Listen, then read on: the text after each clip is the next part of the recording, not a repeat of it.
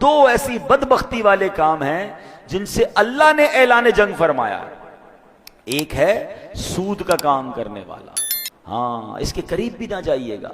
کبھی کتنا بڑا نفع کیوں نہ نظر آ جائے، کبھی کتنی بڑی مجبوری کیوں نہ آ جائے، سود پر کام مت کیجئے گا، کیونکہ اس سے رب نے جنگ کا اعلان فرمایا. دیکھیں، دو قسم کے لوگوں کی لڑائی ہوتی ہے. دو مضبوط لڑتے ہیں، ہم کہتے ہیں پتہ نہیں کون جیت جائے، دونوں ہی تگڑے ہیں. ایک کمزور اور ایک مضبوط ہو تو بندہ کہتا ہے یار لگتا تو یہی ہے مضبوط جیتے گا، مگر کیا پتہ کمزور آج اپنا کوئی داؤ لگا لے.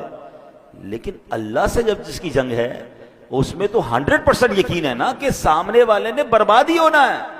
میرے رب کی قدرت کا عالم یہ ہے کہ اللہ سے بہت سارے لوگوں نے جنگ کرنے کی کوشش کی. اچھا، دو قسم کے لوگ کون ہیں؟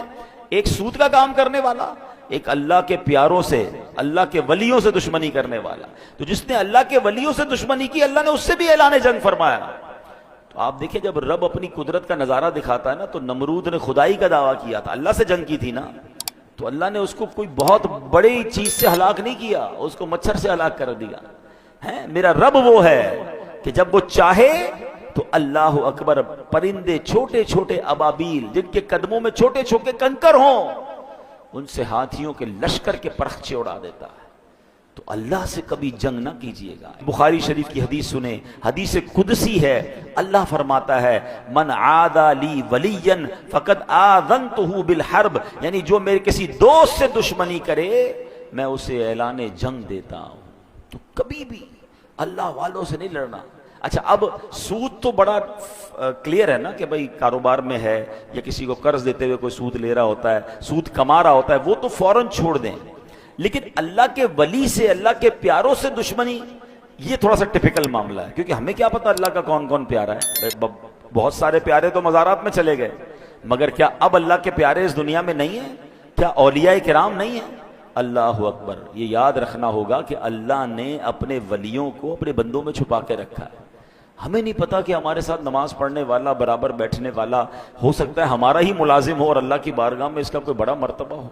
تو اس کا مطلب یہ ہے کہ ہمیں سب سے پیار سے بات کرنی ہے. بلکہ حدیثوں میں تو ایسے الفاظ ملتے ہیں کہ کچھ لوگ ہوتے ہیں جن کے پرا گندا بال ہوتے ہیں، میلے کچیلے کپڑے ہوتے ہیں، جن کو کوئی اپنی محفل میں نہیں بلاتا، وہ نہ آئے تو کوئی نوٹس نہیں کرتا، مگر اللہ کی بارگاہ میں ان کا وہ مقام ہوتا ہے کہ اگر وہ قسم اٹھا لیں کسی بات پر تو اللہ ان کی قسم کو پورا فرما دیتا ہے.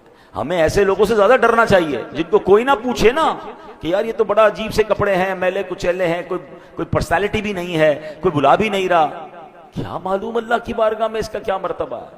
تو آلویز سب کے ساتھ پیار سے، عزت سے، اس ڈر سے رہے کہ اگر اس کا مرتبہ اللہ کی بارگاہ میں بڑا ہوا اور میں نے اس کو ناراض کر دیا تو رب نے اعلان جنگ فرمایا.